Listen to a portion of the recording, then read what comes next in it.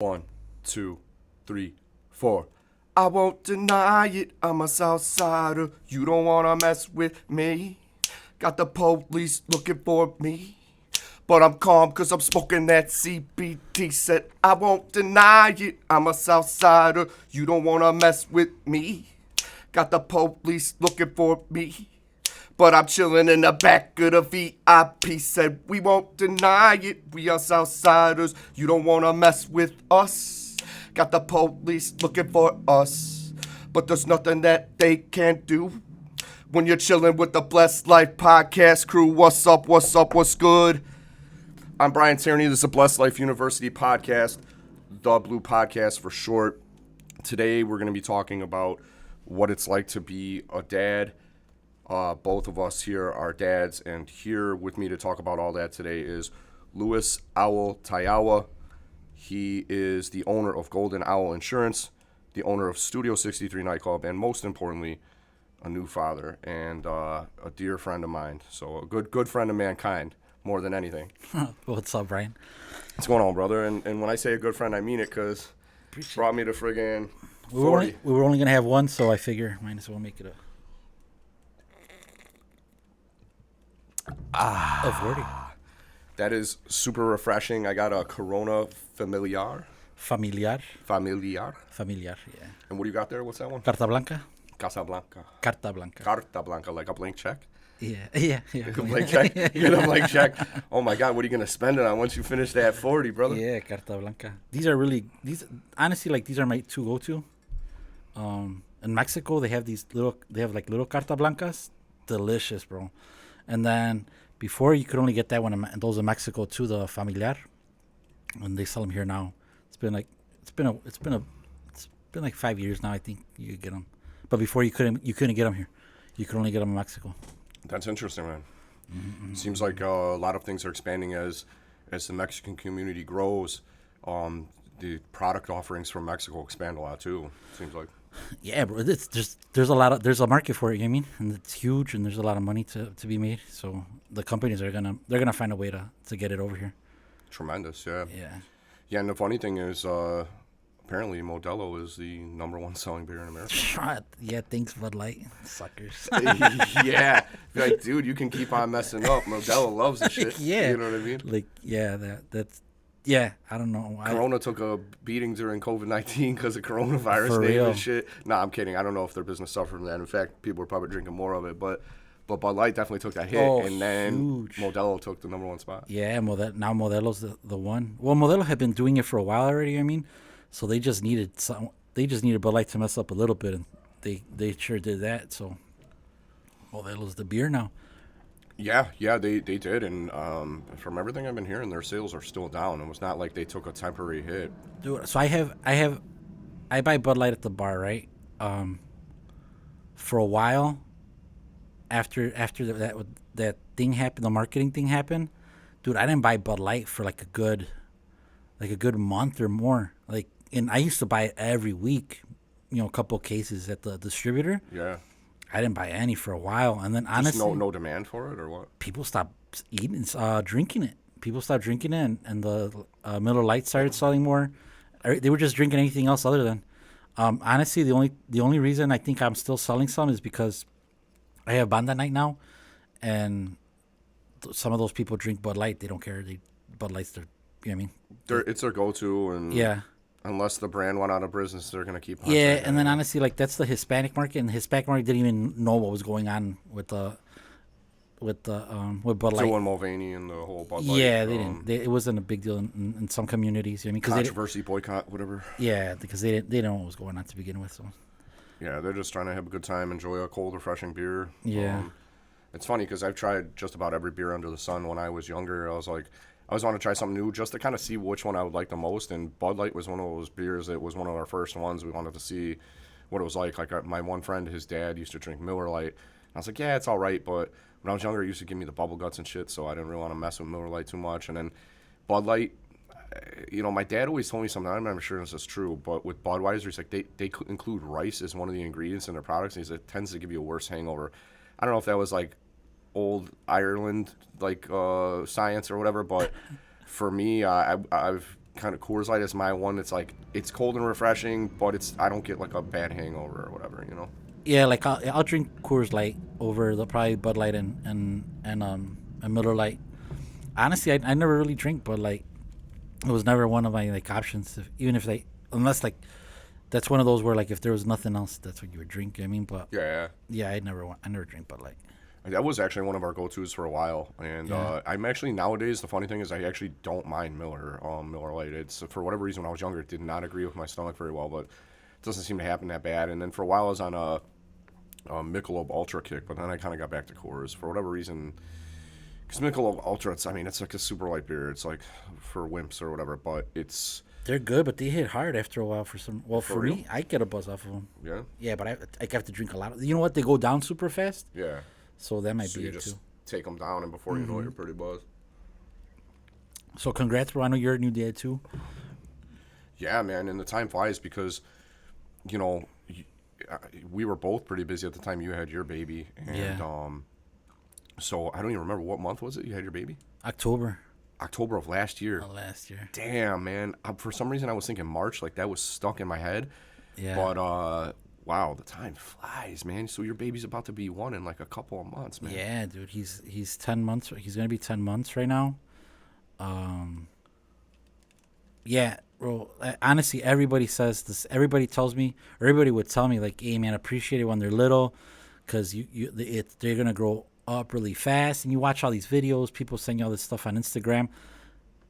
You don't realize it till it happens, man. Because I remember, like, you know, you bring them home, you put them on, you know, you're supposed to put them on your chest so they can hear your heartbeat. They fall asleep. You know, they're tiny. You know what I mean? You carry them around and everything. Bro, that's enjoy that stage as much as you can, because that stage it only lasts like 2 months, 3 months. That's it. It doesn't last long. And then, you know what I mean? Like, yeah, it goes by fast, man. I remember like the first couple of months, you're like, oh my God, you're not getting sleep. You know what I mean? You're always watching them.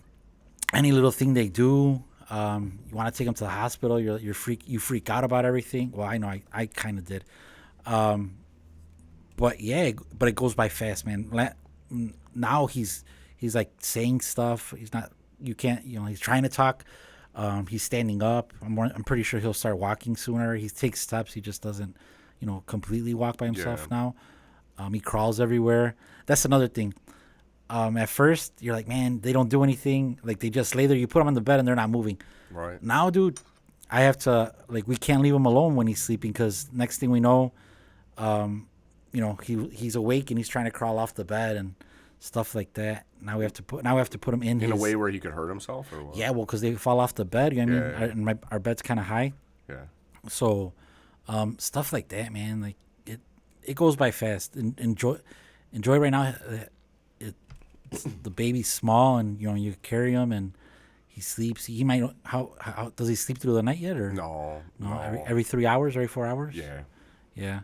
It's like, sometimes it's shorter by a little bit, 2.5. Yeah. Sometimes it's like 3 on the dot, and then sometimes it'll be a little bit longer. Like there was one night recently where he slept like the whole, like a good 5 hours, I think it was, and I normally do like the middle of the night bottle, so if it's like 2 o'clock or 3 or a little later, that's the one I'll do. Yeah. And he slept like past that, and I told my wife in the morning, I was like, did you get up and feed him? And she's like, no. Did you? And I was like, no. I'm like, I guess he was still sleeping. Yeah. So I can't remember. I think we had given him a bath that night, and I think the little dude was just like super chill after that, and he just slept like crazy. Yeah, they'll do that after you give them a bath. They'll knock out, and they'll stay asleep for a while. Dude, and then there's gonna be nights where, honestly, there's nights when I remember Erica and me, we didn't even remember who got up. Like, yeah, I got up at this time. Well, I got up at this time. Like, and I think I got up at this time. Like, there's times when you're just exhausted and you just, you know what I mean? It all starts to blend together. It starts to blend together. And then the funny thing is, I want to say it's after like 4 months, they start after like a little bit, it doesn't take that long. They start to sleep like the whole night, or at least like 8 hours, 7 hours, and then they start teething, and then that's when it starts all over again. And then they wake up like in the middle of the night. You know what I mean, because they're fucking like, their teeth are coming in, so they're miserable. You know what I mean, you just have to sit there with them and give them stuff, just give them stuff for their teeth. What do you do for that? You know what, bro? Just a lot of stuff. Put a lot of stuff in the freezer. A lot of like, they sell a bunch of like teething stuff, and you just put it in the freezer. Yeah. And you'll literally when he wakes up, just grab it and rub his teeth with it, and they'll even like, I remember he used to grab stuff and just rub it on his gums, and then so one day I think it was his top teeth were coming in. And Erica calls me, and she's like, I was giving him she's going to get mad that I'm saying this story. I was giving him a bath. She was giving him a bath, and he dove out of the little bathtub thing. Yeah, the little tub. Yeah, and he hit himself but on his mouth. Yeah. But it's funny because he broke his gum. Like his teeth were coming out already, the top ones. Yeah. And when he did that, I guess he broke through the gum. So she was all freaking out, and I was like, well, what did he do? She's like, well, look at him. And he was just smiling. And I'm like, yeah, that's probably relief for him. It hurt him, but it broke the gum, So it's like a blessing, and an unintended blessing. Yeah, for him, he was probably doing it on purpose to get that shit over with. But yeah, man, they're funny because they're little humans, and you don't realize it sometimes. You know what I mean, that they're doing all these things. You know what I mean, that are already burnt into their brain that we don't. I guess I don't know. Me personally, I feel like I'm learning a lot just watching him because it's weird because you see all these things that he does. You know what I mean, it's stuff that's some of it is natural, and then some of it you could see where they're starting to learn it and they're starting to do things, and you know what I mean. It's interesting. It's interesting. Yeah, no doubt about it. My guy is still little, but he's at what would be normal weight for his age. So we delivered a month early because of the health of my wife. She was the candidate, or whatever you would say, for preeclampsia, which is it can result in heart attack or stroke. You get increased blood pressure. You can have kidney problems, and the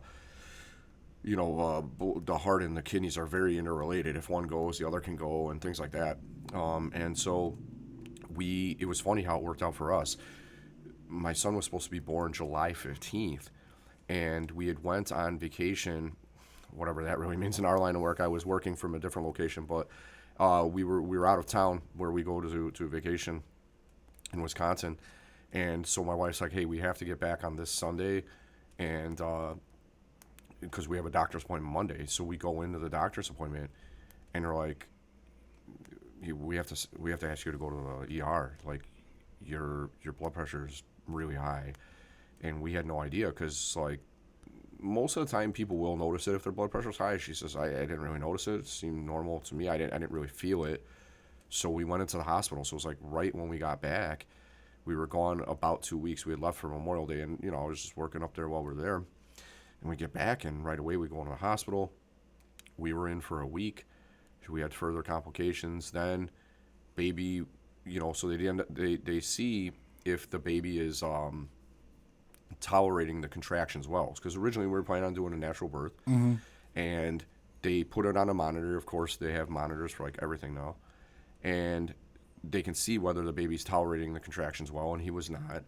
So they said, we're going to do a C-section. So they did C-section, and he had to stay after, we were there for a week. I was sleeping on the little couch bed thingy in the hospital. So was she in labor for a week, or No, they were just monitoring her for a week? Yeah, because what had happened was we got in Monday, and their first goal was to get her blood pressure under control, and then they told her we're likely going to be inducing the birth in the next couple of days.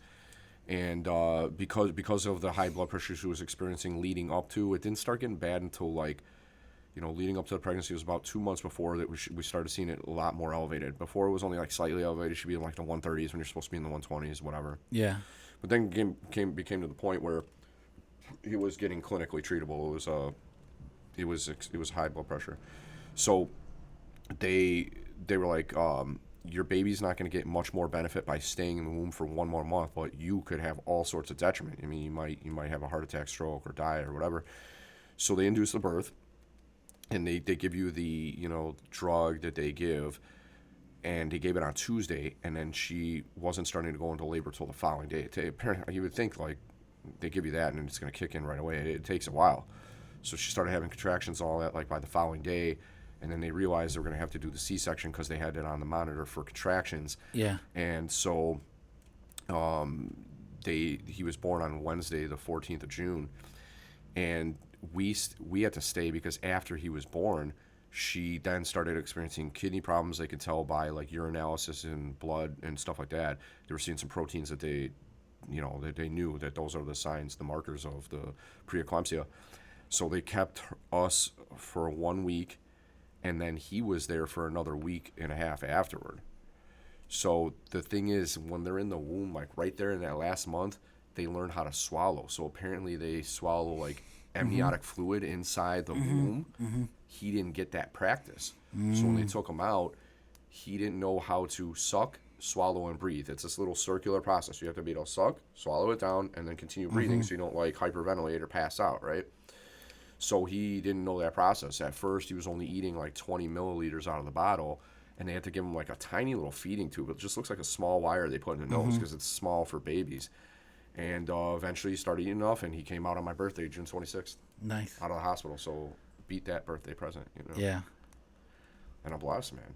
He's a little angel. Like, I was thinking, like, if you asked me about it, what's it like to me? And you can tell me what it's like to you.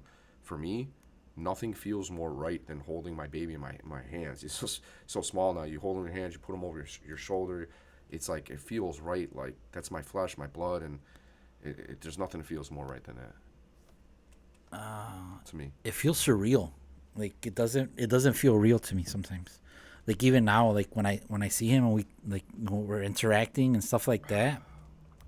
Like yeah, it's I don't know. It's surreal because like even then like when she was pregnant and even me and her we always had that conversation. We're like man, like we're about to have a baby, and then like the day of the labor, you're going through everything. I mean, she's pushing and everything else. He comes out, and even then you're like, fuck, like this is it. Like this is our human. And then and even now, I mean, like yeah, I don't. To me, it's just weird, bro. Like I can't explain it. Like even then, like how they say like the love you feel for your kid. I can't. I can't explain it in words. You know what I mean? For me, I can't. Like it's just a whole nother feeling, a whole nother thing. I mean, like I would do anything for him. Not that I wouldn't do anything for my parents or her or anybody else, but it's a totally different. For me, it's totally. I see everything different now. You know what I mean? Even like with my parents, I see them different. You know what I mean? I feel like I appreciate my parents more now. My grandparents, just family in general, everything. For me, a lot of things changed. A lot of things changed. My perspective on a lot of things changed. Yeah, if you were asking me like one way to explain it, I couldn't. I wouldn't be able to. To me, it's I don't know. I can't. I don't know the word for it. Well, I agree with you. It was in terms of surreal, and and also the like newfound respect for your parents. In terms of like surreal, when it was finally time to take him home, it was like, this is your human now, and we're just charging him into your custody. And all the things that we did for him while he was here, they had all these nurses, 24 hours a day, feeding him, changing him, keeping an eye on him, burping him, all that stuff. Now that is my responsibility and my wife's responsibility. Yeah. And we have to, you're on their clock. When they need it, you got to take care of them because they're going to cry. And you're the only one there to provide for them and to take care of them and shelter them. Like, you got to be this protective shell around them as they're defenseless in that age. And it was definitely surreal. I mean, once they're yours, you're like, wow, because they did it that whole time, and it's these weird bittersweet moments while he was still there where you're kind of like, boy, these are the last nights where I don't have uninterrupted sleep, because even if I wasn't getting up to help at night, I would still hear him crying and everything. Yeah. And as far as like newfound respect for our parents, I agree too, because think about it, like, we have every technological advantage and all this stuff. We have, like, at home, we have the little rocker egg thing. You put the baby in, Yeah. the motion. Yeah, we yeah. got bottle warmers and shit. Like, Yeah. my parents didn't have that, but they made do, and they worked hard, and they friggin', made it happen. So it's like, it's this weird rite of passage in life that we have, right? Because your parents went through it, your grandparents went through it to make your parents, and then they went through it to make you. Mm-hmm. And now it's like your kind of like responsibility, humanity now to do this, and your responsibility to your own child to raise them. It's crazy, man. And they went through a lot to do it. Now you see, nobody pays you for this either. It's, in fact, you're paying everybody else. I feel like I'm in the doctor once a week, bro, with all these follow-up appointments. And Oh all the yeah, things you it's gotta do. like that for a minute. Yeah. Yeah, it's like that for a while. You're gonna go to all the follow-up appointments, all that stuff, and then it starts getting to like every 2 months, and then every 3 months. I think we're at like we're like once a month or every 2 months now. As a matter of fact, tomorrow we have an appointment. They do all the allergy stuff, like, so I guess they're gonna be poking them and To check for allergies? for allergies. Yeah, Yeah. they check for allergies tomorrow, and then tomorrow we're getting him his first haircut. So He's at the stage now where he needs dude, he has a lot of hair, bro. Really? A lot on Did top. he come out that way, or did it just develop? No, he this came whole out with time? a lot of hair to begin with. I'm bald now, but I had a lot of hair when I was a Yeah. kid, and then but yeah, he has a lot of hair, and then we never cut it, we never did anything to it. So like, it was funny because like the back part where he would sleep, like that became that fell off, but like now it's all grown back. So like, but on top he just has like long ass hair. He looks like a little emo kid. He has his hair in front of his face all the time. So, That's funny. Yeah, so we're like, now we got to get a haircut. So tomorrow we're going to go get a haircut. Wow, first haircut. Yeah, and like you're saying, dude, honestly, my schedule is on their schedule. I don't even have a schedule anymore. Like, I tell her, I'm like, what do we have? All right, this time at this day, I have to do this. I have to do this and this. I'm like, and then after that, whatever. But yeah, I mean, like, I think when you don't have kids, you're like, oh yeah, I'll just make a schedule, or they'll be on my schedule. Nah, the kids you're on the kids' schedule. I mean, like the sleep stuff. Everybody's always like, oh, the kids will be you put them on a sleep schedule. Like, the kids didn't read me and a couple of guys were laughing about. We're like, dude, the kids didn't read that study manual or that whatever. study that you guys read. Like, they don't give a fuck. Like, they're gonna go to sleep, or they're gonna wake up in the middle of the night. If you know what I mean, if they're hungry, they got a dirty diaper. Like, they're waking up. Like, you know what I mean, they're gonna cry, and if you're gonna you have to get up or just let them cry. You know what I mean? But I mean, like, it's not on. It's, how do you put it? It's their world now. I only live in it now. Yeah. That's the saying, right? Yeah. It's their world. I just live in it. Yep, that's exactly what it is now. Yeah, no, it's funny, man, because people just tell you the stories, and like, a lot of my friends are like, you'll see, and I'm like, yeah, it's something you fully don't understand until you've been through it, but I feel like I know this might sound weird, but like the good soldier or the good prisoner, like, I've been sentenced and I'm just going to do my time well. Like, I'll carry it out, whatever needs to be done, I'm going to do it that way. And, it's tough for me, man. Like, I have sleep apnea. I wear the machine, and sleep is really critical for me. And as an attorney, like, I'm solving people's problems a lot of time, and they transfer their stress onto me. And like, you need to have good rest to do that. But I've been very fortunate. I got a couple of things that came my way. So I do wear the sleep apnea machine at night, and that helps me, but it's only so good. The other problem was I have a deviated septum, and it messes up my breathing. And so just recently I was telling the doctor about it. I'm like, man, I tried a few things, but I'm getting like dependent on them, and it's making it worse that I stayed on it too long. So he goes, we'll put you on Rhinocort, which is like a corticosteroid. And he says if you take it long term, he's like, it'll literally kind of shrink things down in there a bit. Like, they use it for that purpose. So now it's like a reawakening for me, brother. Like, I can sleep I can breathe normally through my nose, and I just didn't know what I was missing for so long because you just soldier through shit, right? Mm-hmm. And another thing is I've been doing is I take this stuff called REM sleep by Healthy Cell. It's just a bunch of vitamins, minerals, like amino acids, and they've, the bunch of doctors got together and kind of like, this is what you need to really, to be getting good sleep. And so they put it in a little gel pack. I keep the box on my nightstand, and I just rip a pack before I go to bed. Just take down the gel, swallow it like a shot, and that helps me it helps the quality of my sleep even over the quantity. So like if I have to get up at like 2 in the morning, 3 in the morning, I got good sleep before I got up, and then I'm still able to get back to sleep pretty easy too. It's called REM sleep? REM sleep by Healthy Cell, yeah. I gotta check it out. Hopefully they'll be like the first sponsor of my podcast. I've taken all sorts of vitamins and supplements and stuff in my lifetime, and that was one of the few ones that I've taken that I actually noticed a difference like right away. Like the first day, the second day, the third day, I'm like, wow. I'm like, I haven't slept this good in a long time. And they make other things too. They have one if you're getting sick. They have Immune Super Boost. They do gel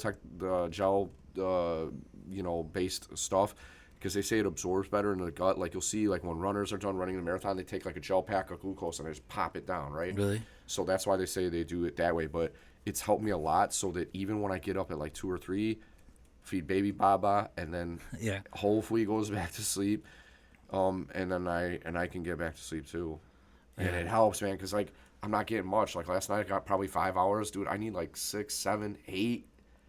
If I'm really being honest, dude, the one day I was so beat up. We just had the fights here over the weekend, and we had to break it down from an office, set it up into an entertainment center, then build it back up into an office, break it down again, build it back up into an office, and be ready for Monday morning back to normal for business, like nothing ever happened. I was so exhausted, man, by the time I was done. And I had a couple of friends from law school over, hadn't seen them in a while. We stayed outside. We're just doing a little bonfire out there. And, by the time I got home, it was like 2:30, which is early for me, or late for me, probably early for you. Yeah. But I the next night, I went to bed at like 9 p.m., dude, and I slept for a good 9 hours, and I needed it so bad, man. Dude, you know what? I'm a night person to begin with. I mean, like, it's just me. But now, like, by 9 o'clock, like, by 9, 10 o'clock, like, yeah, I'm out. I mean, like, now I go to sleep early, like, because her and the baby go to sleep early. I mean, by like 8 o'clock, 9 o'clock, they're ready to knock out. So usually they go to sleep. I'll stay watching a movie, or I'll start, I'll be working on the computer, answering emails, working on stuff, flyers for the bar, do stuff like that. But yeah, that is one thing that now for sure, like dad life, when I'm not working at the bar, I'm going to sleep early. I go to sleep early, and I'm up. You owe early. it to yourself, man. And to your baby as well. Like, yeah, you do, man. Because like, the thing about all of it is like, you have to make sacrifices, and then you got to do things when you have the time to do them. When is it silent? When nobody's calling you anymore, when all your responsibilities are done with your family and everybody else, then it's finally you get whatever time is left. Like last night, I was just exercising in the basement. Nothing crazy because I can't get, like, if I start doing cardio late at night, dude, I don't want to go to bed. I'm just same. Blood swollen. I got all that energy. So I just do a little light weightlifting, little light, strength and resistance training and all that.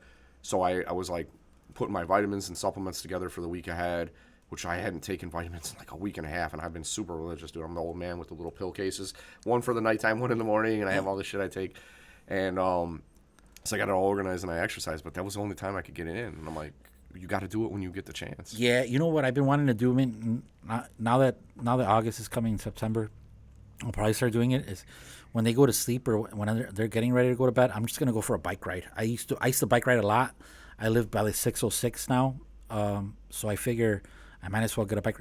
The other thing is 606. The 606 is the bike trail on the north side. Okay. And it's not that long, but it's a nice little ride if you ride it from one end to the other and then back home. So yeah, at first I used to go work. I used to walk the dog at night. I used to walk the dog at night, and I used to walk it because we live by Humboldt Park.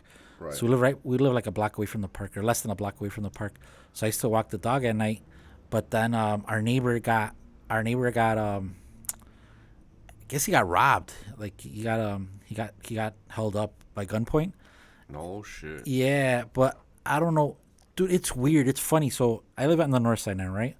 And the city's crazy, dude. Like I want to really put in I really want to put in like a GoPro in my car. Yeah.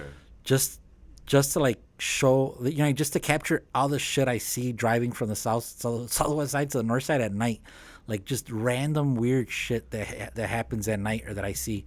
I've seen a couple of cool car chases on the expressways. Yeah, some really cool ones. I've seen that. I've seen, so I think it was last summer or during the winter, or maybe at the beginning of this summer, I don't remember. I was looking for, have you ever seen the takeovers, the street takeovers with the cars? Yeah, they happen around here, yeah. So, all over, but here too. Yeah, so I would bring my drone with, this was last year. So I would take my drone with me, right, to work, to the bar, and I would tell Eric, I'm like, look, if I see them, I'm gonna stop and I'm gonna film it. I want to film it with my drone. And I remember, and I know this was last year. Man, you're making their music videos for them and shit, bro. Yeah, because then I remember one of the guys that does that for a living, or not for a living, but does that. I guess his shit got confiscated, so I was like, yeah, I'm gonna not do that. Why? Because they use it for evidence or some shit. I don't know. I think because he was like, they were going to all of them, and I guess like they were trying to disperse everybody, and then since this guy was like right there at all of them, I mean, they were just trying to come down on all of them hard, so they ended up like taking a shit. So one day I'm like, you know what, I'm gonna take Archer down. When I take Archer down, I usually hang out like on Archer and 31st, that Mariano's. Yeah. On I know where it's on Archer and like Ashland. Yeah, Ashland. There we go. So I'm like, I'll take that way down, and then so I take that road there. They're not there anymore. The cops are in that parking lot. So I'm like, man, like they kicked them out already. I'm like, they have to be somewhere around here. So then I keep on going down Archer, and then I see like two of them.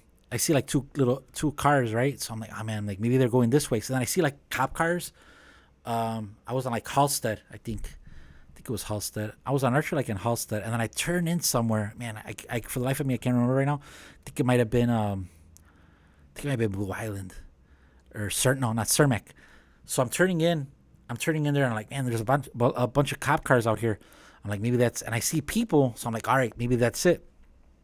So I start driving, and then all of a sudden, I'm driving, and I see, and there's all these guys, but dude, like, these dudes are all buff, but they're all like shirtless and like these little shorts. So there's a concert venue. I want to say it's on Cermak. I've been there. I've been there. That big concert venue. It's big, yeah. Yeah. It's tucked off in that little. It's like a parking lot. It looks like, is that a warehouse over there? Yeah. So that whole street, bro, and all of a sudden when I start realizing it, I'm looking around. All these, it was like it was a gay concert. I mean, like just 1,000 gay guys, bro, everywhere. But all of them were in like cowboy hats, shirtless, and little shorts, walking around. And I was like, and I wanted to take my phone out and be like, and start recording. I'm like, Eric is never gonna believe this. But then I'm like, man, what if I piss them off? These guys are gonna flip my little fucking Honda Fit and fuck. Can you imagine getting jumped by like a bunch of gay dudes and like shirtless? And how am I gonna explain this to anybody? Bro, you'd be on World Star for sure, son. So I was like, you know what, man? Like now, I'm like, man, like I wish I had a camera. No one's gonna believe I fucking saw this. And then I was like, fuck it. So I finally got through. And like, that's why dude, not even the cops were like on each side of the road of the street, like in the outsides of it, but they weren't even coming into with that big ass crowd. I don't know if the concert was letting out or but it looked like they were coming in. It was just a big ass party on that street. I fucking, I go around, then I couldn't find anything. I just went home. I've seen a lot, just a lot of random shit, bro, in the city. Why did I bring this up? Well, just because what you see on the way home, like from here to there, and like about. You mentioned earlier, like your neighbor got robbed. Oh yeah, shit. so Erica's always like, no, don't go out at night no more, with the dog or stuff like that. And that's why I haven't taken bike rides. But I'm like, dude, I've always been all right. You know what I mean? And I always, I'm pretty good at my surround. Me too. Watching my surround. Yeah, situational awareness. So you're not one of those motherfuckers lost in their phone and shit. Yeah, you know what I mean. So when I'm riding my bike, dude, like, unless they're really fucking good, I mean, I'll pretty much be able to see them or figure something out by the time they try to jump me for my bike. But yeah, you got a really good bike or something. Or what? I have a nice bike. But honestly, unless you know about bikes, you wouldn't know what it is. I mean, like, Yeah, unless that's what's hot in the streets right now, you know. Yeah, no, it's a Orbay. It's called the Orbay. I think I have the same Really? brand, dog. I'll show you before you leave. Yeah, it's a Orbay. I bought it. It's That's a like nice a bike. Tour de France type of bike, dog. The road bikes. Yeah, so they make those. Mine's kind of like a city, like a urban bike, they call it. And I added stuff to it. I like when I was Tricked it single and out. everything else. Yeah, like that was my baby. Like you know what I mean. I used to ride a lot. So yeah, so I think I'll be fine. But yeah, for sure, got to start bike riding at night, bro. Cause I don't work out. All I do is work. Bro, you're gonna be hearing that Eminem song. You only got one shot, and blah blah blah. Mm-hmm. Like you're gonna be thinking about all your thoughts and like your plan for world domination and shit while you're out there riding around and reflecting and like going super fast, thinking about how you're gonna do good for your son and all that. Yeah, but I think sometimes you do need, not that you do need time to just be alone and just reflect on stuff. Especially, dude, because when you work, and you know how it is, man. When you're working on your business and everything else, and then, like I'm one of those that I'm really a believer in not taking shit home with you. Yeah. You know what I mean? So I don't. And there's times when I just need to blow off steam, or I need to just reflect on shit. So that's when sometimes I know, like, I'd rather, you know what I mean, I don't take it home, but I do need time to reflect on stuff and think about stuff, and We all do, man. you know what I mean. So And I don't know about you, but I feel that's one thing I really don't get enough of. I feel like I'm on this track and it's all forward motion. It's hard to stop, and I want to reflect because, I just had the baby, and my mom's getting a little older. Her health's not so good, and and the thing about reflection is like it's this weird like inner dialogue, and you can make sense of things and look at them from perspective, but also plan. Like, it's best obviously to put things in writing and create things in writing and have a things to do list or some kind of plan. But it starts in your head, man. It starts in your head, and like I feel like for me, I'm only looking forward. I don't get to like everything else is in the rear view, and I that's the one thing about my life. I do need a little more time to reflect, to disconnect, to reflect, and then to be ready to move forward. And I think you're always better when you get a chance to do that. And you're from what you're telling me, it's like the same thing with me. You don't really get the opportunity to do that. You need it, man. You need it. yeah, I know it's coming. I mean, I know that there'll be time for it. But I feel like sometimes I like those quiet times when they are sleeping, or when they're already done for the day. That's when I really have to like figure out on how to capitalize on that on that time to do stuff that I have to do without, you know what I mean, just like, without, not, I don't want to say without interruption, but just a little bit clearer. So, Yeah, and it is without interruption too. Like the phone's not ringing. yeah, Hopefully, the baby's down for the next few hours. yeah, And yeah, it's tough because another thing is though it's this weird. Like I feel like life's this like trial and error experience, and you always have to adjust and find out what works at the time, right? Because now you add in the new factor of having a baby, and we talked about sleep earlier. Like I don't want to. I don't want to stay up too late either because, like, I need the damn sleep. And it's like, what am I going to do? Am I going to stay up to, like, 1 and then I'm back up at 2 or 3 just to feed the baby? Like, it doesn't make sense. So I'm definitely trying to get to bed earlier, man. Out of all the things I do, sleep is probably the most important. Like, eating, exercise. Exercise is super important to me. I've neglected that a lot because your body will break down if you don't do it. But, eating, you kind of do it here and there. You do it on the go. At least we're fortunate in America. You can throw a stone to food. It's everywhere. But sleep is the one thing, like, we're the only ones responsible for taking care of ourselves. And if you don't do it, like, what are you going to be going around like a zombie all day? Or you end up like somebody who is off the rails and they're just, like, road rage all the time and shit. I don't want to be that guy. yeah. I want to ask you. So, how's is that your mom's first grand? Yeah. How did she? I mean, if you want to see somebody light up like a Christmas tree, you just show her grandson. Yeah. And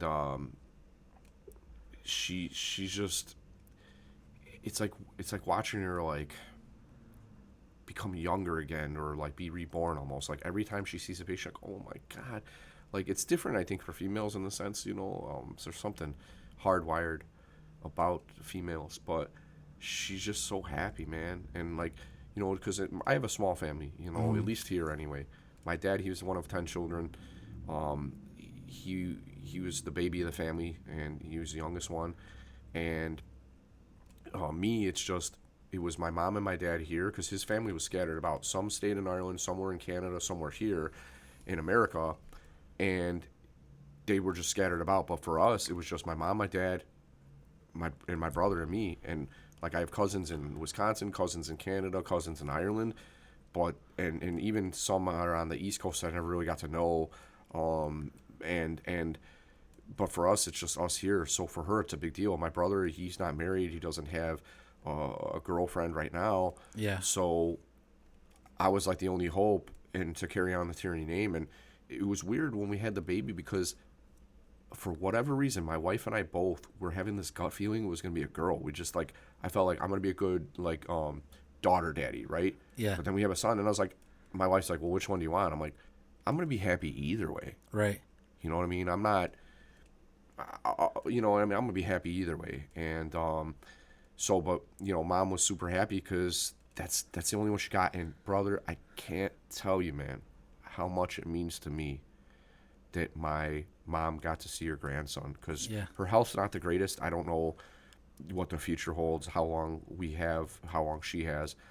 But for her to be able to meet him means the world to me, Yeah, my grandmother says when I told him, and every time she sees him, she says, my baby, she's like, oh, she goes, here's another, how does she say it?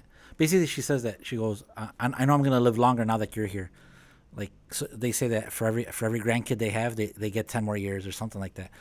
And yeah, like you said, like that that gives them a purpose, bro. And those, you know what I mean, like, it rejuvenates them. It rejuvenates them. And honestly, bro, like, they stick around longer because they have that. I gives them a new purpose, I think. Yeah, it does. You know what I mean, like, and yeah, you'll see, bro. Like, my grandparents now, they take care, like, they have the grandkids over all the time. You know what I mean? Like, today I stopped by my grandparents' house, and one of my daughter's sons was there helping them with yard work and everything else. And dude, my grandmother, honestly, bro, doesn't cook, doesn't do it.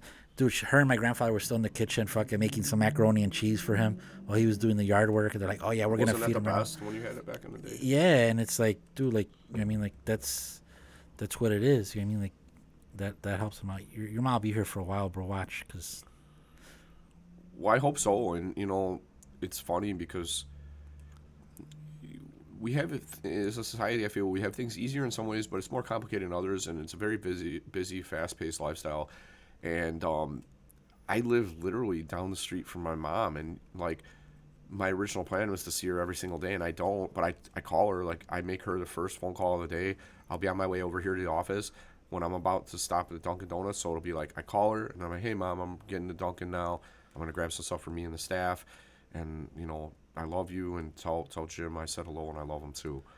And so we at least talk every day. But I was like, the point of me getting in the house down the street was, first of all, my heart was there, but my mom was there, and that's part of my heart as well. And I wanted to see her more, but that's another thing, even if it's just for a short bit, just to stop in, because to see her light up like a Christmas tree or like a star, it's invaluable. And like, you're giving them something they can't get in any other way.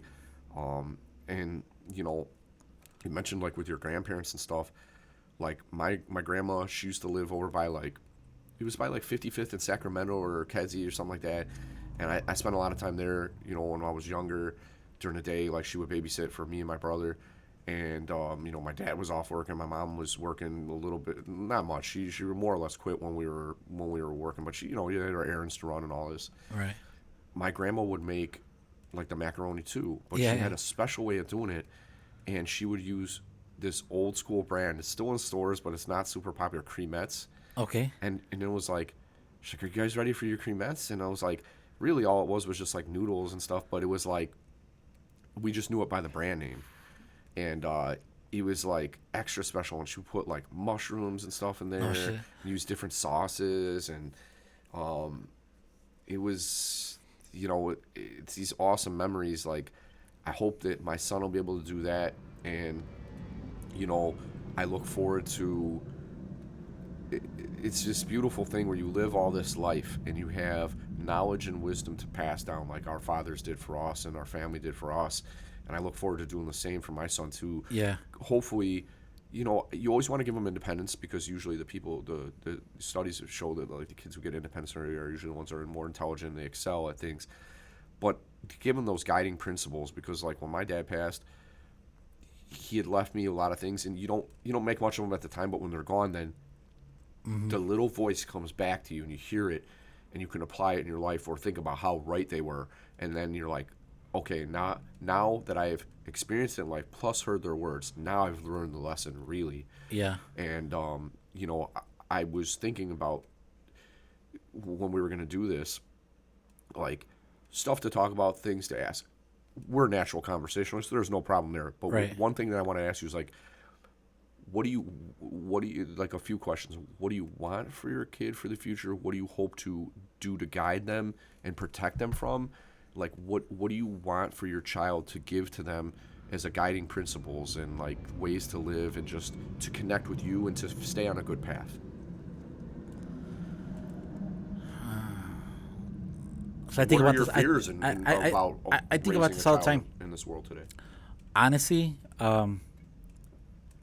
my biggest thing is, for me, it's just showing them how to do things. And I remember my dad would always take me out to work with him or do stuff. My grandfather, the same thing. And it always sticks with me, where they would be like, learn how to do this, so you don't gotta pay nobody else to help you do this, or you don't gotta pay anybody to do this for you. I 100% agree with them now. Some people are like, show your son how to make money and he'll pay someone. But no, like, dude, I've run into grown ass men that still don't even know how to hang up a painting on a fucking wall. You know what I mean? Or anything, like just simple little things. And I think one thing for sure is he's gonna learn how to do stuff. I don't care if he's a millionaire or whatever, but you gotta know how to do stuff. And honestly, like, I feel like there's a lot of guys out here that, like old school men, you don't see that anymore, bro. Like, you don't, and I see it. You know what I mean? Now that I'm grown now, you see a lot of guys that just don't know how to do basic shit. And I feel like that's one thing that I for sure want to show him how to do. You know what I mean? How to do stuff on his own, even if he doesn't have to. But that's for sure something that I am gonna teach him, that you got to learn how to do stuff on your own with not having to depend on people to do it. Another thing is self-defense. Honestly, for me, I think that's a huge one, especially, again, I see, especially in the world we live in now, where there's good people and there's bad people, and the bad people know who to fuck with and who not to fuck with. And I feel like if you know how to protect yourself, or if you know, I don't want to say street smarts, but if you know how to deal with the situation, people think twice about bothering you or messing with you. And honestly, I feel like that's in everything, dude, from business to just personal life, just being outside with your family. I think that's another thing that I would for sure, teach them. Teach them how to be independent, do things on their own, and also to be able to defend themselves. Like right now, I take them to swimming class. I mean, like, he's swimming. Already? Yeah, bro. Wow. After 3 months, you could start taking. I think like before 3 months, it's free or something. I didn't realize it was that young. I thought they'd be 3 or 4 or 5. No, or bro. So start taking them.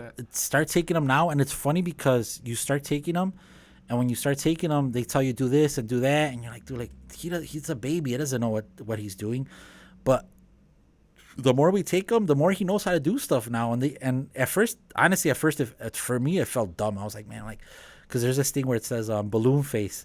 So you're supposed to like close your eyes and like hold your breath, like make your cheeks big. Yeah, puff them out. Yeah, and then you go underwater and you put the baby under the water. And dude, like at first he would, like the more you would do it, and now like we say balloon face, and he's just like, he closes his eyes and he's ready because we're gonna go underwater. You know what I mean? Like now he swims on his back, like he'll float. You know what I mean? He does like little random cool things now that when we first started the class, it was just him not doing anything, and now he actually does stuff, and now it's funny because so the first stage is you're swimming with them first, right? You're the one that swims with them, and you're doing all these exercises with them. Guys, Yeah, and then after they get so many stars, they graduate that part of the class, and they move on to the next level. And the next level, you're not there. You're the parents aren't in there no more. It's them and the teacher. So like I told Eric, I'm like, man, like I really don't want to go no more. Like now he's gonna he's doing good now. I'm like, now he's gonna go to the next level, and now like I feel like that was a little thing we had, but at the same time, like I know he has to move on. He has to do that. So I'm kind of excited to see him go on to the next level, but kind of sad at the same time. But yeah, bro, I think honestly that would be one thing for me is just help guide him. You know what I mean? Like, and I'm not saying that my parents didn't help guide me or anything, but it was different times, different situations. Like I had a guy on the podcast one time, and he's like, "You don't know what you don't know," and I feel like my parents just didn't know stuff. So, you know what I mean? And now I don't have that excuse. All the stuff that I know, I have to teach him. You know what I mean? He has to be a better version of me, and and I'm gonna tell him that. You know what I mean? Like, you have to be a better version of me.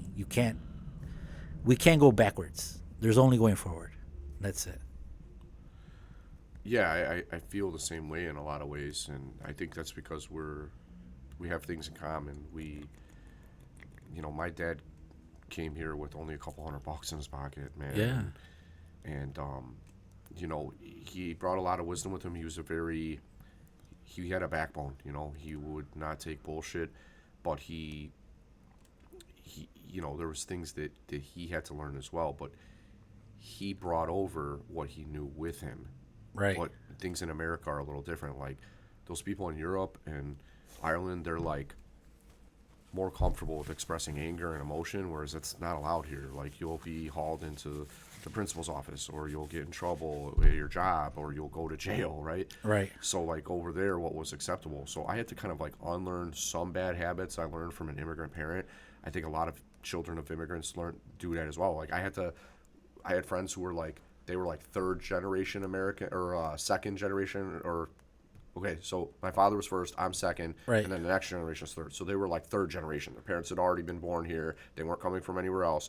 So I kept trying to like unlearn what I learned from my parents, the bad habits, to learn how to fit in with all my friends in the neighborhood. And another thing that was tough for me growing up, and to this day is a little bit of a challenge, is the technological barrier, because my parents, like, I'd go over to my friend's house and be like, hey, turn on the TV. I'll be down there. I'm like, there'd be like 4 remotes. There's one for the DVR, one for the VCR, one for the cable box, one for the friggin' TV. I'm like, I don't even know which one to use. And like, for them, it's like second nature. And I'm like nervous. I'm like, which one do I use? I'm going to look like an idiot, But to your point earlier, I'm an old school guy, like a product of the old school, and I carry that with me. And I'm proud of that because, you see a lot of nonsense in the current world. You get like, Mark Zuckerberg with Facebook is talking about like metaverse. Like, I'm gonna live with a fucking virtual reality pair of glasses on my face and live that way. Like, it's bizarre as fuck, bro. Like, the real world's here. There's real world consequences. And so as far as what I want to teach my son is like kindness, respect, old school values, strength, independence, like you were saying. Like, even if you don't do it for yourself, you don't have to be relying on somebody if you didn't have to. Like, if you need to use tools or whatever, you gotta have the right tools for a job, know how to use them, and self-defense as well. I plan on having my son in jiu-jitsu probably by the time he's, what they would start, like 6, 7 years old. Right. And I'm going to tell him, hey, you don't have to compete in this. I will never pressure you to compete or to excel to, like, be the best or be number one. All I want you to do is know how to do it and be comfortable with the uncomfortable, because those who are not comfortable with the uncomfortable panic, and panic is defeat. That's when defeat will set in, because you don't know what to do. You're not sure how to breathe, how to manage the chemicals that are flowing through your body and the emotions you're feeling at that time. Like, I started wrestling my freshman year. I only did it freshman year, but I remember wrestling with the coach, and the guy was like over 200 pounds, and I'm 120 pounds at the time. Right. To feel the weight of a man on top of you, and to have to resist or to do whatever you can to the best ability to get out of that, I want them to be comfortable with that. I don't want them to panic. Right. They say fatigue makes cowards of us all. Well, so does panic as well.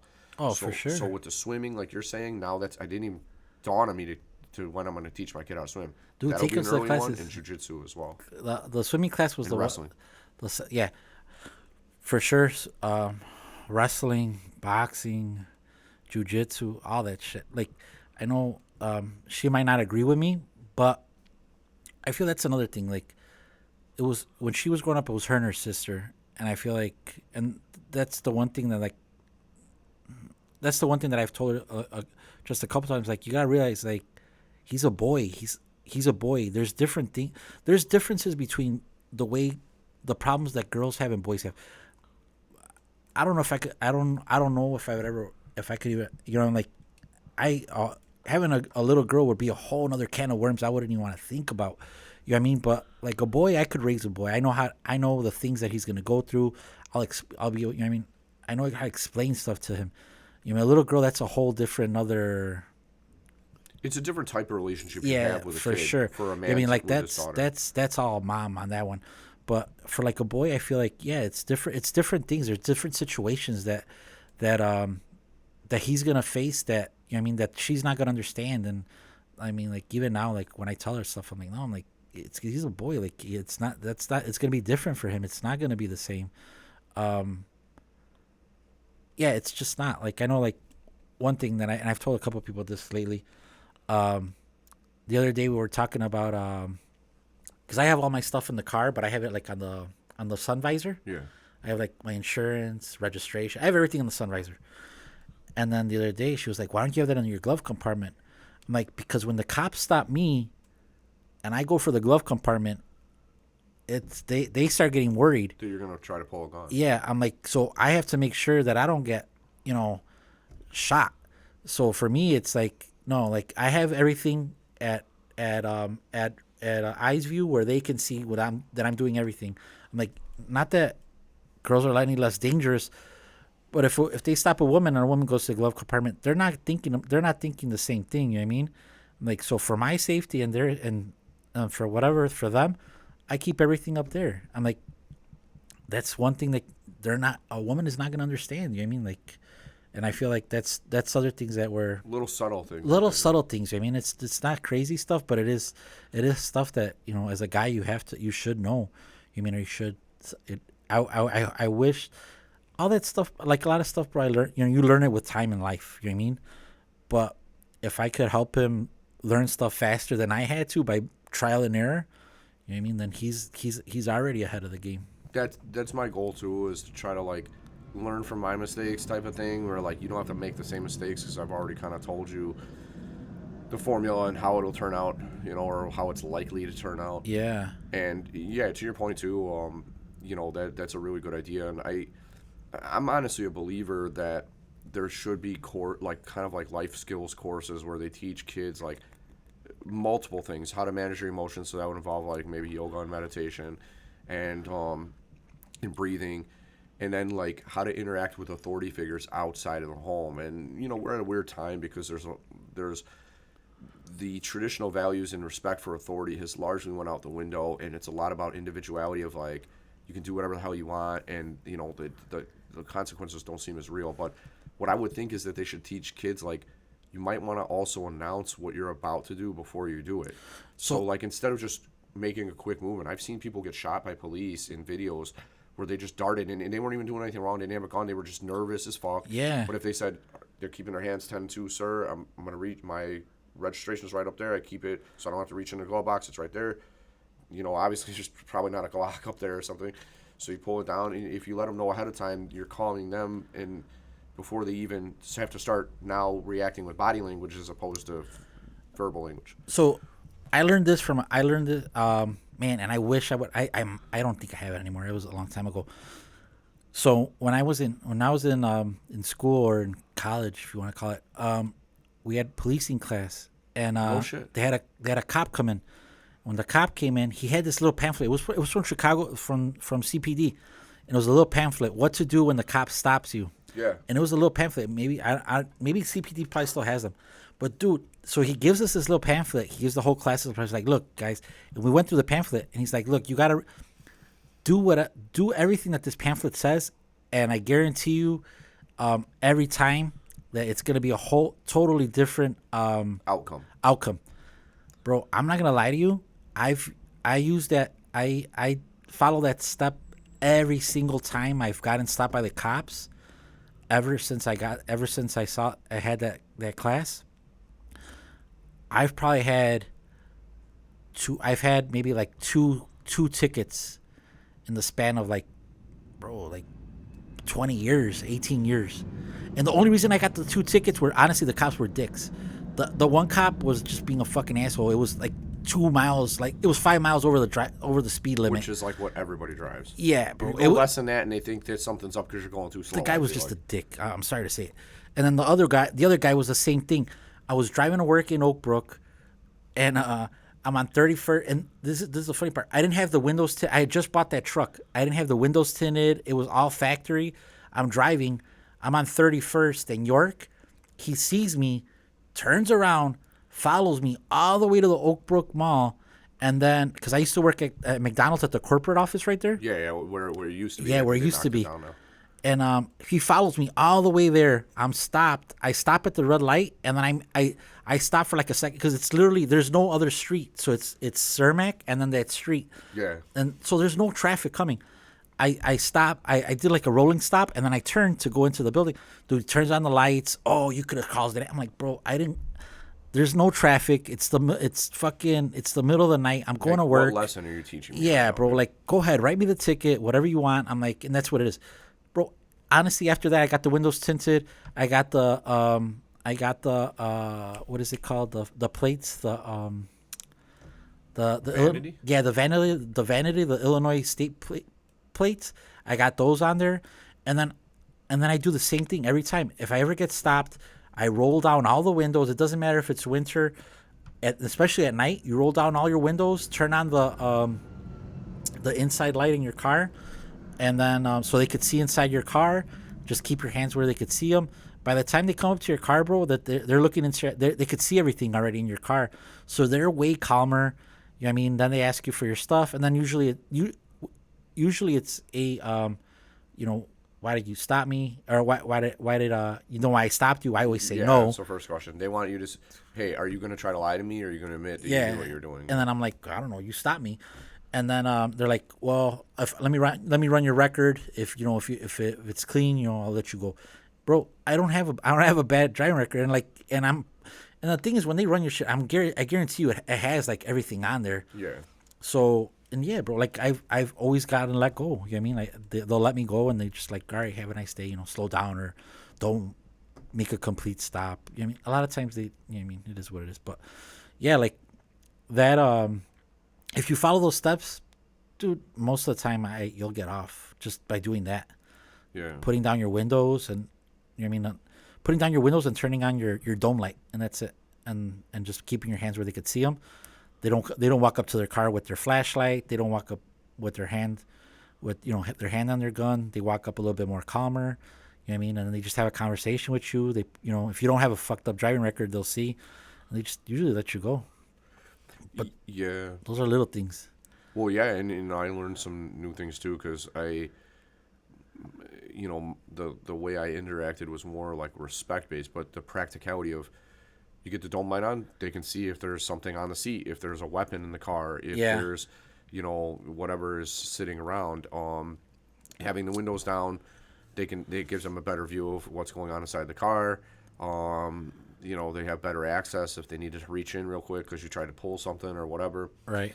I wish I had known that when I was younger because that was one thing my parents never ever told me. I mean, the funny thing is I knew my dad was pulled over because my mom had told me about it before, right? I was never with him when he got pulled over, but he was a good driver. He always told me about defensive driving. He's like, you gotta have eyes in the back of your head, and you gotta do other people's driving for them. And he's right, especially in a city as crowded as where we live. But the funny thing is, where I learned the most about like how to interact with the police was just from a friend of mine. We went to high school together, and he was super respectful.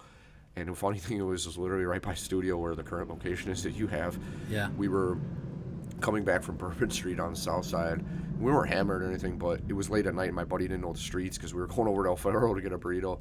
And we were hungry. Shit, man. We were so hungry. And he just turned down the one-way street right there by, I think, like El Famous or whatever. Yeah. And he went down the one-way street, and they turned behind us. Some of the police pulled behind us. and we're going down the alley just so we could come out the right way or whatever. Right. And they pull us over. There was two police officers in the car. One came from the driver's side. One came up on my side on the passenger side. And the way my buddy handled it, like, dude, he was so calm. He's like, do you know why we pulled you over? And he's like, yeah, I think that was a one-way. I'm like, I just didn't realize that I'm not from around here, which they saw on his license. He was from LaGrange Highlands, originally from Cicero, old school, but they had moved out to LaGrange Highlands with the grandmother. And he said yes sir and no sir, and I was like, because of the way my dad raised me, had a bad temper. I would always get like antsy and anxious real quick, and I would react more with like anger and not think about calming down. Right. But when I saw him do it, I was like, oh my God! I was like, it worked. Like they were cool. They're like, all right, just you guys got to drive more safe. You can't be going down one-way streets. I'm like, all right, cool. They're like, what are you doing over there? Like, we're just hungry, man. It's been a long night. We're just trying to grab a bite to eat, whatever. And they're like, all right. And they let us go. They let them go without a ticket, any of that. And you know what? I did the same thing. I'd been stopped in Summit again. I was on the way to Office Depot when I was working out there in Countryside one time at the Office Depot. And the officer pulled me over. And I was, yes, sir, no. So he says, I pulled you over? And I was like, yeah, I was going a little fast. I was like, sorry, sir, I'm leaving a wake. I'm trying to, I tried to get to the wake, but also get to work. I work out here. And it was yes, sir, no, sir, real respectful. Right. From that day, I never got a ticket since then. That's true, too, bro. And I was like 20, bro, at the time. Yeah. I had gotten maybe 2 or 3 tickets before that. And after that, once I learned the principles of respect and just remaining calm, not a ticket. Yeah, that's a big thing too. Respect. Yeah. Another thing. Yeah. Just do. Yeah. Yes sir. No sir. Yes sir. No sir. And yeah, that's that is a big one also. And at the end of the day, bro, they're human. You know what I mean? Like they just want the respect too. They don't get it a lot. So when you give it to them, it's like, okay, this guy I'm gonna be cool with because everybody else wants to argue with him. Yeah, exactly. What, are you fucking with me? Blah blah blah. Like, yeah. No, yeah, and honestly, like even then, like the last story about that. So one day it was on the north side, and I was barely getting home, and it was a unmarked car. Yeah, and so they roll up on me, but like fast. And I was like, what the fuck? So I get out of the car right away because I didn't know they were cops. They didn't turn on their lights or anything. You're thinking shit. Yeah, so I'm I like, might be getting jacked. Right? Yeah, so I was like, what the fuck? So I get out of the car, and then they're on the loudspeaker. They're like, get back in the car, and then I'm like. And then they turn on the lights, and then I'm like, well, you guys should have done that first. But then I get in the car, then I turn on my dome light, I put the lights, I put the windows down. The one officer comes in, starts talking to me. I was kind of a dick, but it was what it was. You know what I mean? You were still on edge with. Yeah, I was still pissed too. And then but then her partner's like, then she's like, and then dude, and I hadn't gotten stopped in years, bro. So I just gave her my stuff. I'm like, here, I'm like. My record's clean, and then the partner, he's like looking in the car. And he's like, "Hey man, thanks for putting the windows down." I'm like, "Oh, no problem." And then she comes back and like we talk or whatever. And she's like, "All right, sorry about that." And then that was it. But I feel like I could have probably it kind of to me my biggest pet peeve is that why do I have to de-escalate the situation? But I should have de-escalated the situation from the beginning by saying yes ma'am, no ma'am, yes sir, no sir. But I feel like all the other stuff I did kind of helped me out in that situation. And, at the end of the day, they just, they apologized. They went their way, I went mine. They should know, too, from their training that people get on edge. People are, first of all, just going to be naturally a little nervous when they see those lights. Yeah. And then they start getting approached. They're just going to be a little on edge. They're not really sure what to do, where the situation's going to go, how to react. So they should know that, too, that you're going to be a little bit on edge as well. Yeah, but I think so. But going back to all your questions on that one, I think that I just want to teach them all the stuff or pass on all the knowledge that I feel like I have, and at the same time train him to the best of my ability to be able to take on the different situations that I know he's gonna face in the world. You know what I mean? And in the future, and that, you know what I mean? Like, I feel like if I would have known stuff back then when I was young, especially like in business, like for me, that's a huge one. I feel like when I started my business, when I started the first one, like I had people that would help me out, but I really didn't have a go-to person. I didn't have anybody that understood the insurance business aspect of it. You know what I mean? Now, the same thing with the bar. I had people, but that didn't really understand the bar business aspect of what it is now these days. So I feel if he ever wants to pursue any of those areas, or even in any business, I feel like at least he'll have a head start just because of that. Just you know what I mean, You can have the transferable skills to do any kind of business. yes, exactly. And then too, I mean, like, and I feel like that's where like generational wealth on like with certain people or with certain communities happens because you know what I mean, you have all these youths that open up their business or they take over their parents' business and they start getting better at it. You know what I mean? And they take all their knowledge from their parents and all the knowledge that they acquire from everywhere else, and then they just take that business and they take it on to a whole another level. And I feel like if I could do that for him and help him, you know what I mean, in certain aspects of that stuff, then for him the sky's the limit. You know what I mean? I agree, and like two things that jumped out at me that my dad would tell me is to your own self be true and be an independent thinker. And like, what did he mean by that? Yeah. And I think what he meant was like, never lie to yourself about a situation, or be honest about the shortcomings you had and try to learn from them. And also know what you want, like know who you are and what you want. Be true to yourself in that way. Don't compromise. And then being an independent thinker is like, don't do groupthink, Right. Because there's a lot of that in this world, and we get swayed in all these directions and pushed in certain directions. We saw that so much over the past few years. And to know what's right for you and to question things that aren't right for you, And I want my son to be able to do that too. It'll be like, I'll give him an example of a situation and like see what happened there. Like, is that really what you want? Like, is that something you want? Like me, and tell me personally, I wouldn't want it because like A, B, and C, or X, Y, and Z. Right. And then think about that way too, and just pass on that wisdom and to avoid the trial and error pains that I had to go through, and just give him the tools that he needs to excel. And like I say, I'll start him early and never force him to do anything that he doesn't want to do, but support him whenever he does want to do. Definitely. I don't know if you ever watched that movie. Acts of Valor, I think it is. Yeah, it's called Act of Valor. Act of Valor. It's an old movie, bro. It came out in 2012. It's that movie with the Navy SEALs. It's supposedly like all the guys that are in the cast are Navy SEAls or whatever. It's a good movie. It's like a good action For popcorn. real, or just as part of the plot? No, well, it's part of the plot, but supposedly for real, all the guys that came out in the movie were Navy SEAls, like No for shit. Real Navy SEAls. Yeah, I'm gonna have to check that out. I heard the name, but I never saw it. it's a good movie, bro. Like it's a good popcorn action flick.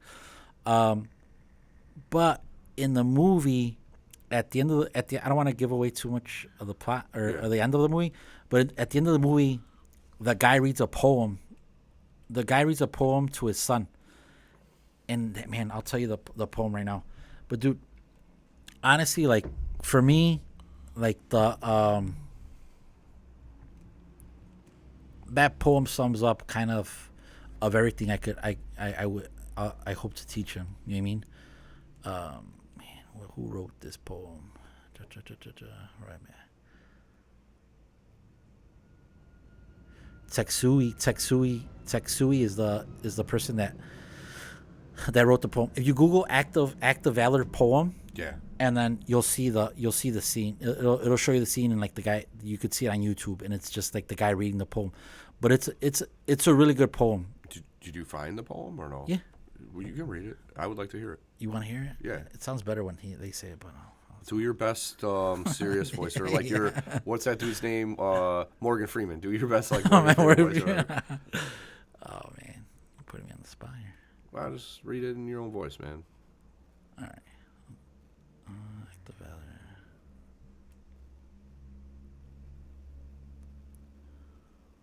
Where is it at? Okay. It says, so live your life so the fear of death can never enter your heart. Trouble no one about their religion, respect others in their views, and demand they respect yours. Love your life, perfect your life, beautify all the things in your life. Seek to make your life long and of service to your people. Prepare a noble death song for the day when you go over the great divide. Always give a word or a sign or a salute when meeting and passing a stranger if in a lonely place. Show respect to all people, but grovel to none. When you arise in the morning, give thanks for the light, for your life and strength. Give thanks for your food and for the joy of living. If you no reason for giving thanks, the fault lies in yourself. Touch not the poisonous fire water that makes wise ones turn to fools. It robs them of their visions. When your time comes to die, do not like those. When your time comes to die, do not like those whose hearts are filled with fear of death, so that when their time comes, they weep and pray for a little more time to live their lives over again in different ways. Sing your death song and die like a hero going home. It's an incredible poem, man. An incredible poem. Yeah, that one's deep. It is deep, man. It's there's so much going on there. Like, I feel like it encapsulates like the American spirit in some way, where it's like you respect people, but don't be a doormat. Don't walk over them, and to respect everybody regardless of who we are. And I don't know what kind of light switch turned on for me. I mean, I was raised well, respect people no matter what kind of job they have. Right. Dude, I'm friends with the people at McDonald's. Shit, when I go in there, they know who I am, and just because I'm nice, man. And other people look down. Working at McDonald's, like minimum wage job, right? Right. But, I learned that early on, and that also touches on kind of one of my favorite speeches. Denzel Washington did a speech at a college for the graduating class, and he said, in life, your goal, like, for every gift or talent that you don't use, it will be a ghost that will haunt you on your deathbed. And your goal should be to have as little of those ghosts as possible. And it's saying, like, live your life to the fullest, live a worthy life where you've done everything you needed to do so you can die happy and complete. And don't live with regret, and just do it all and do it as well as you can. And, I mean, what more can you really ask for? I said it to you on the last podcast when we were at studio, and I was like, not everybody gets to be champion, but we can choose whether we're winners and losers. Right. It would be cool to say that you were like the best at something in life, but we don't always get that. But the pursuit of excellence drives me, man, in whatever I do, whether it's this, whether it's my job. And you have to struggle with the challenges of it, and we don't always overcome them, and we have shortcomings, and we let other people down. But as long as we are better than we were yesterday, that's the most important part for me. And that's what I want my kid to understand. The principle that I had in law school was like, it was very competitive because the bottom 20% of the class fails out. That's how they get rid of people who are like not supposed to be there. Right. But I'm like, I'm not competing against them. I'm only worried about my A game. So I don't care what they're doing. As long as I'm doing my best and I'm giving it my all, I will not have regret. Right. And that's what I hope to teach my son too. Yeah. That's an awesome poem, man. And I'm going to check that movie out. Now that I have a baby, I have a reason to stay in with a wife and watch more of these movies. Yeah, dude, I hadn't watched so much TV in the last year than this last year. I watch a lot of TV and movies and shows now. But yeah, bro, honestly, to me, that poem's deep. I feel like we're at an advantage here in Chicago, growing up in Chicago, living in Chicago, just because of the diversity that we do have here. I mean, so like, I'm not saying that we're more open minded, but I mean, if you go anywhere else, you go other parts of the United States, they don't have that opportunity. I mean, to be around so many different cultures and people, to be able to experience it. So I feel like sometimes that poem for other people might mean a lot more when it comes to, like, that just being respected and respecting other people. And I feel like here it's a given. You learn that from an early age. I mean, like, hey, there's different cultures, there's different people. Everybody has their own thing. As long as they respect you, you respect them, and that's a thing. But yeah, it's like a two-way street. Yeah, it's a two-way street.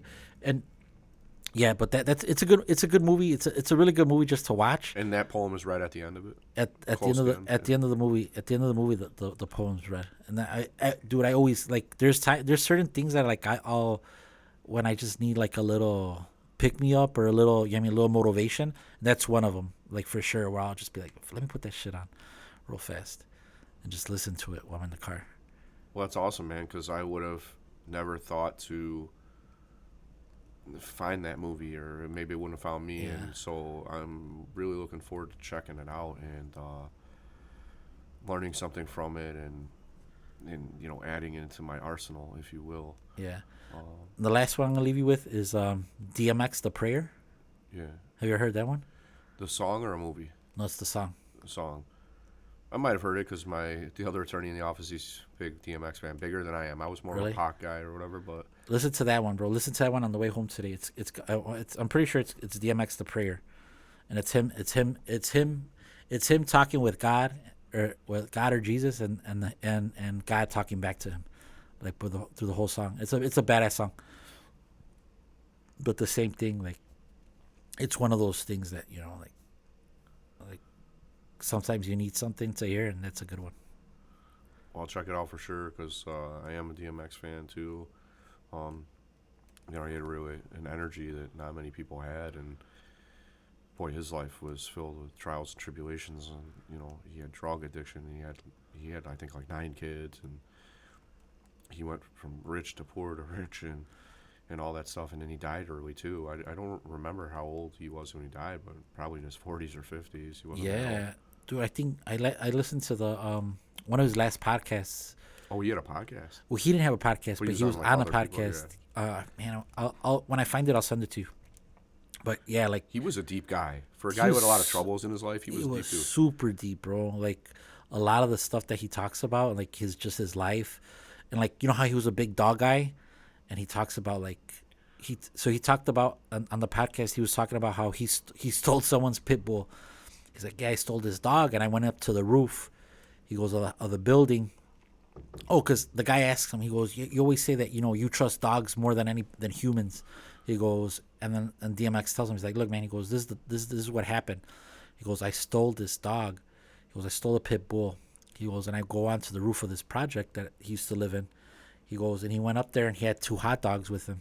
So he ate 1 hot dog and he gave 1 to the dog. He says, and he knocked out. He fell asleep, and he says the next day, or when he woke up, I don't know if he was still on the roof by himself or someone like people were up there, but they were like far away from him. But anyways, they were like telling him, they're like, "Hey man, like we wanted to wake you up, but we couldn't because the dog wouldn't let us get near you. He was protecting you." And then he goes, you know what, man? He goes, all I ever gave that dog was a hot dog, and he protected me. He goes, he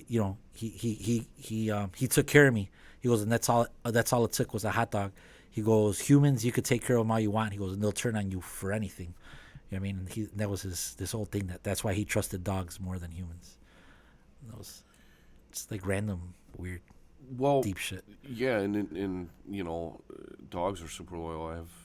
I've had this. I'm on my 3rd dog in my life right now, and he was a godsend, and super loyal and very smart. And the thing is, you don't have to do much, and not just for dogs. Like my dad always said this saying: the more you're around people, the more you appreciate your dogs. They don't argue with you. They're like super loyal, and they don't need much, right? They're kind of like the baby, right? They just need to sleep, they need to eat, they need to use the washroom, and they give you kind of more than you can ever give them. They give you more back, but I still am a firm believer in even doing small things for people.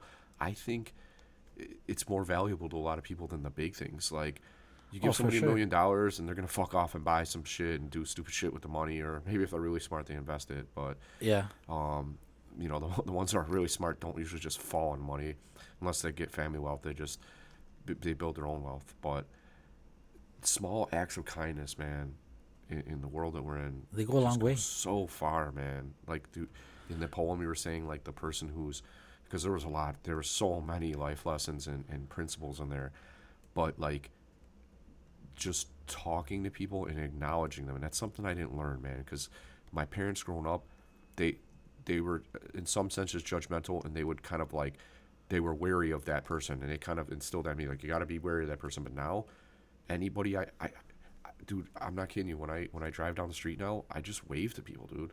Yeah. And I gave it like a muscle reflex, and I noticed that people start doing it back. Like I'm a strong believer in that the world is like a mirror. It like reflects back at you what you put into it, and just saying hello to people on the street and the power of conversation is just so powerful. You can get some nugget of knowledge by a short conversation you had when the person was like waiting for the bus or something. Like I got out one day, just as an example, and I was going into Dunkin' Donuts just to grab the coffee and everything in the morning. And there was this dude standing there. I said, "Hey, good morning, how are you?" And he says, "Oh, yeah, it's a nice one out here." And I went, "Yes, sir, like, let's enjoy it," and this and that. And then we just started rapping real quick. The guy tells me, I own 11 buildings. And, who knows if we might need your services in the future. And I didn't have a business card on him, but I usually have a couple of pens, like, ready to go. So, like, here's my pen. If you ever need anything, my office is just down the street. And it's like, this guy just looked like an average person, but he was a landlord, right? Yeah. And a lot of those dudes, they're old school. They don't flash. They just their actions and their that speaks for themselves. They don't need to be like showing their wealth. But this dude was just like, he's like, I never really drove. He's like, I just take the bus and take it where I need to go because I don't really venture too far inside the neighborhood. The guy said he had 11 buildings with like 21 units. No shit. Or something like that. Yeah. That's how it is, bro. And you could connect with somebody like that who might help you, put food on the table, just by talking to somebody, man. There's so many little things, like you just told me about that movie that I wouldn't have thought to watch or whatever. And I love old school stuff like that. My mom, she watches like the old Westerns on TV all the time. I'm super into those, man. Like I don't want to wait till I'm in retirement. I want to like start watching some of those now. Those were the men, they were short and direct, and they said what they meant, and they got to the point, and they didn't take any bullshit. It was just like right to the point. Yeah, They didn't have time they for kept their stuff. distance with each other because it was like two dangerous animals or snakes. They were like dancing with each other a little bit. And they knew to keep their distance because either one could strike, and it's beautiful, man. Yeah. Bro, I want to stay, but I got to go. It's all good, man. Let's call this part 1 of an ongoing discussion, or part 3 or whatever you call it, or part 4. We've done a few of these already. So whenever you're available, man, if you want to do one of these to get some stuff out of your system and chat, I think we could do one a week just bullshitting like we did right now. There's no script here. We didn't have a list of bullet points that we wanted to hit on. We just talked. So if you ever want to do this, man, we could literally do it once a week if you want it. Because I'm trying to keep these going. We can do it all the time if you want. Yeah, for sure, bro. Yeah, dude. Man, that'd be cool too. Or whatever, it doesn't have to be all the time. I'm not trying to put pressure on anybody. No, but yeah, bro, let's do it for sure.